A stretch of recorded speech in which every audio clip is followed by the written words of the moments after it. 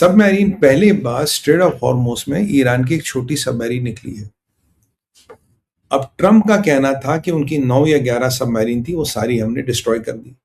पर अगर 9 या 11 सबमरीन डिस्ट्रॉय कर ली थी तो ये नई सबमरीन कहां से निकली? Where did the new submarine come from? It's a very vintage kind of a old submarine. ऐसा नहीं P8I से देख नहीं सकता, पर आज ईरान ने स्ट्रेट ऑफ हॉर्मुज में से सबमरीन निकाली। स्ट्रेट ऑफ हॉर्मुज का पानी बहुत शैलो है, बड़ी सबमरीन नहीं जा पाती, जबकि अमेरिकन सबमरीन से ट्रांजिस्टेड स्ट्रेट ऑफ हॉर्मुज ये पहले हुआ है। ऐसा नहीं American can not do it, but Iran ने अपनी एक सबमरीन दिखाई है। तो ईरान ये बता रहा है कि मेरे पास सबमरीन जिंदा है। सबमरीन का मतलब मैं आपके शिप्स पे टॉर्पीडो से अटैक कर सकता हूँ। यूजुअली टॉर्पीडो से अटैक के बाद शिप के पास कोई बहुत ज्यादा डिफेंस नहीं होता। अब मिसाइल से अटैक करेंगे, ड्रोन से अटैक करेंगे तो आपके पास काफी सारा डिफेंस है।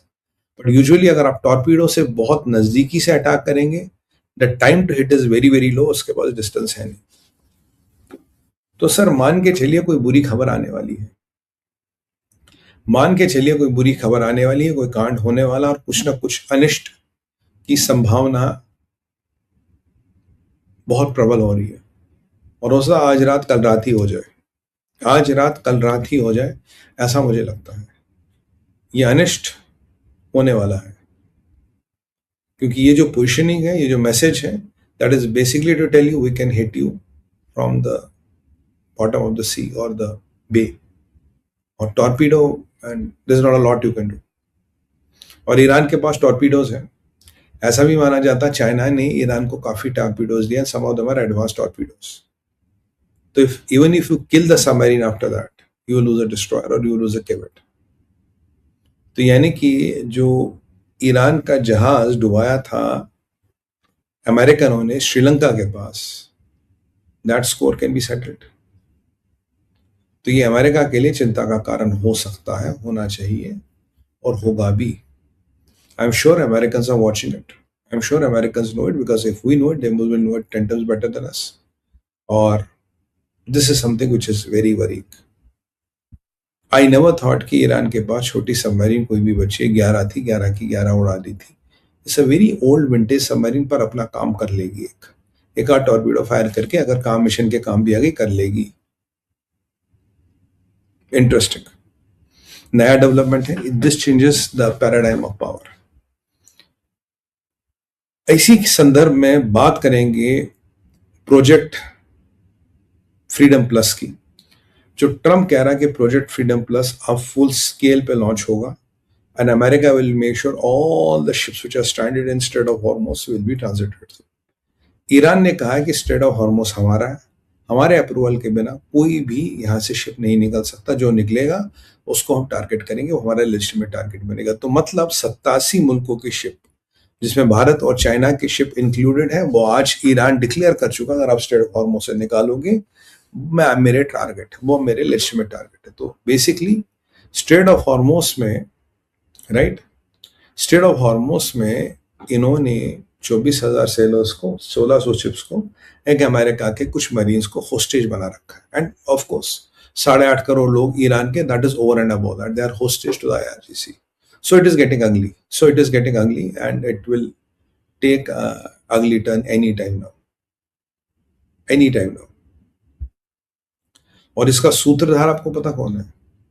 इसका सूत्रधार पीपल्स रिपब्लिक ऑफ चाइना है। ये सारा खेल चाइना से खेला जा रहा है। वेनेजुएला में enrichment of uranium two U-235, can you believe it? It's true.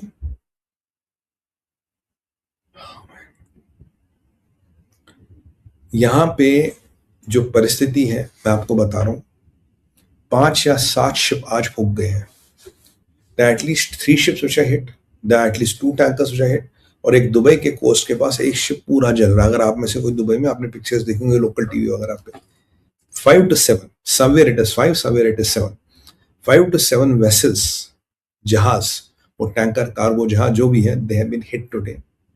2 tankers, 2 cargo, एक गल्फ ऑफ ओमान के पास, एक दुबई के पास, दुबई के कोस्ट के पास एक जहाज जल रहा है।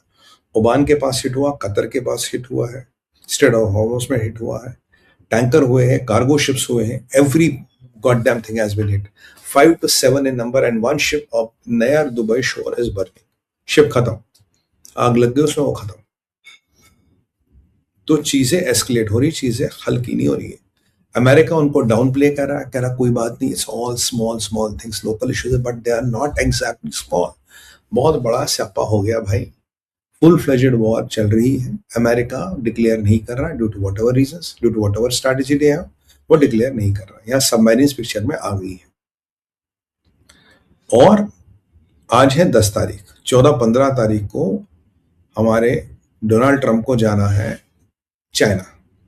क्या वो चाइना जाएगा? I don't know, I still have my doubts. पर अगर वो चाइना गया, जब वो चाइना वो है, पीछे एपिक फ्यूरी पीक पे होगी। एपिक फ्यूरी में तब दबा दब धुनाई हो रही होगी इनके चाइना के पत्तों की। तो क्या ट्रंप की नीति है कि मैं चाइना जब पहुंचूं तब मैं ऑपरेशन शुरू करूं और एक चाइना को एक मैसेज दूं कि जब मैं चाइना में, पीछे दब धुआंधार बैटिंग हो रही है।